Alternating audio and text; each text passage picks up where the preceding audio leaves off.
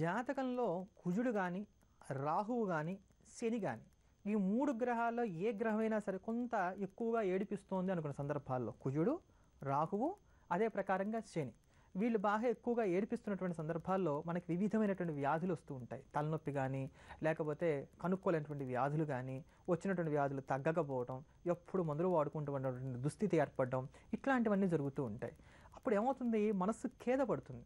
శరీరంలో కూడా ఒక తెలియనటువంటి జాడ్యం ఏర్పడుతుంది. అతిగా నిద్రపోవడం, లేకపోతే నిద్రలేమి వల్ల బాధపడడం, ఎప్పుడు బద్ధకంగా ఉండటం, చూద్దాం చేద్దాం అంటూ తమ పని తామే పోస్ట్పోన్ చేసుకోవడం, ఇటువంటివన్నీ జరుగుతూ ఉంటాయి. ఆ సందర్భాల్లో మనకు ఉపకరించేటువంటి స్తోత్రమే నారసింహ కరావళంబ స్తోత్రం. శరీరానికి ఒక మంచి ఉత్తేజాన్ని, మానసిక ఉల్లాసాన్ని కలగజేసి మన దగ్గరికి వస్తున్నటువంటి సమస్తమైనటువంటి జాడ్యాలని, అదే ప్రకారంగా మన దగ్గర ఉండేటువంటి వివిధమైనటువంటి దోషాలని ప్రాళద్రోలగలిగేటువంటి అమోఘమైనటువంటి శక్తి ఈ నారసింహ కరావళంబ స్తోత్రానికి ఉంటుంది. శంకర భగవత్పాదాచార్యుల వారు తమ పార్థివ శరీరాన్ని రక్షించుకోవడానికి చేసినటువంటి స్తోత్రం ఈ స్తోత్రం. సాక్షాత్తు శంకరుల యొక్క ప్రాణాన్నే రక్షించింది అని అంటే మనం లెక్క ఈ స్తోత్రానికి.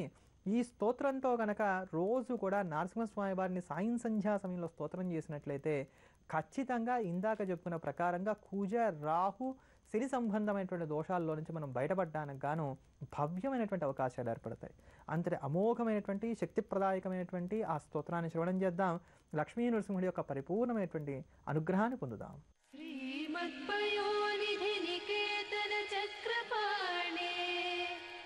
भोगीन्द्र भोगमणिराजित पुण्यमूर्ते योगीश शाश्वत शरण्य भवाब्धिपोत लक्ष्मी नृसिंह मम देहि करावलम्बम् लक्ष्मी नृसिंह मम देहि करावलम्बम् ब्रह्मेन्द्र रुद्र मरुदर्क किरीटकोटि संघट्टिताङ्घ्रि कमलामल कान्तिकान्त लक्ष्मीड सत्कुच सरोरुह राजहंस लक्ष्मी नृसिंह मम देहि करावलम्बम् लक्ष्मी नृसिंह मम देहि करावलम्बम् संसार सागर विशाल कराल कामल ग्रह ग्रसल निग्रह विग्रहस्य मग्नस्य नागलसदूर्मिनि पीडितस्य लक्ष्मी नृसिंह मम देहि करावलम्बम् लक्ष्मी नृसिंह मम देहि करावलम्बम्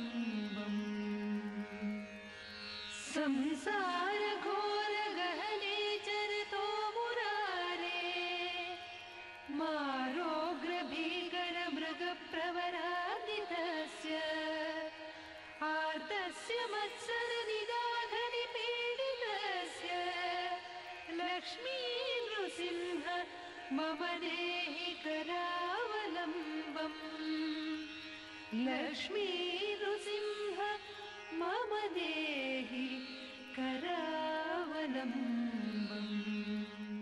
శంకర భగవత్పాదాచార్యుల వారు అనుగ్రహించినటువంటి సౌందర్యలహరి స్తోత్ర వైశిష్ట్యాన్ని గురించి మనం కొద్ది రోజులుగా తెలుసుకుంటున్నాం కదా. ఆ క్రమంలో ఈ రోజున అమ్మవారి చేతి వేళ్ల గోళ్ళని వర్ణించేటువంటి 71వ శ్లోక వైశిష్ట్యాన్ని గురించి తెలుసుకుందాం. నకానాం ఉద్యోతై అనబడేటువంటి ఈ శ్లోకంలో అమ్మవారి గోళ్లకు ఉండేటువంటి కాంతి గురించి శంకరాచార్యుల వారు వర్ణిస్తున్నారు. ఈ శ్లోకం చాలా శక్తివంతమైనది. ఆ తల్లి గోళ్ల కాంతినిట తదేకంగా అలా ధ్యానం చేస్తూ రావటం వల్ల ఎవరితో అయితే మనకి స్పర్ధలు వస్తున్నాయో అవన్నీ కూడా తొలగిపోయి ఒక మంచి మైత్రీ భావంలో, ఒక ఆనందపూరితమైనటువంటి వాతావరణంలో మనం మెలగడానికి ఆస్కారం ఏర్పడుతుందిట. అమ్మా, నీ గోళ్లకు ఉండేటువంటి కాంతి శోభని ఏమని చెప్పమంటావు? అప్పుడే సూర్యకిరణాలు పడుతూ ఉంటే తామరపు అలా విచ్చుకుంటున్నప్పుడు దాని సొగసు ఎంత అమోఘంగా ఉంటుందో ఆ సొగసుతో పోలుద్దాం నీ యొక్క వేళ్లకు ఉండేటువంటి గోళ్ల యొక్క కాంతిని అనుకుంటున్నాను. కానీ సాటి రావట్లేదమ్మా, మనసు ఒప్పుకోవట్లేదు అని అంటారు శంకరాచార్యుల వారు. అంత అద్భుతంగా ఉంటాయట అమ్మవారి చేతి వేళ్లకు ఉండేటువంటి గోళ్ల కాంతి. అందుకనే లలితా సహస్రనామంలో కూడా కరాంగుళీనకోత్పన్న నారాయణ దశాకృతి అని అంటారు. ఆ అమ్మవారి చేతికి ఉండేటువంటి 10,000 కోల నుండి మహావిష్ణువుకు ఉండేటువంటి దశావతారాలు ఉద్భవించాయి. అందుకని అవి విష్ణు స్థానములు, మనలందరినీ కూడా రక్షించేటువంటివి, అమోఘ ఫలప్రదాయకమైనటువంటివి అని చెప్పని మనకి ఈ శ్లోకంలో శంకరాచార్యుల వారు తెలియజేస్తున్నారు.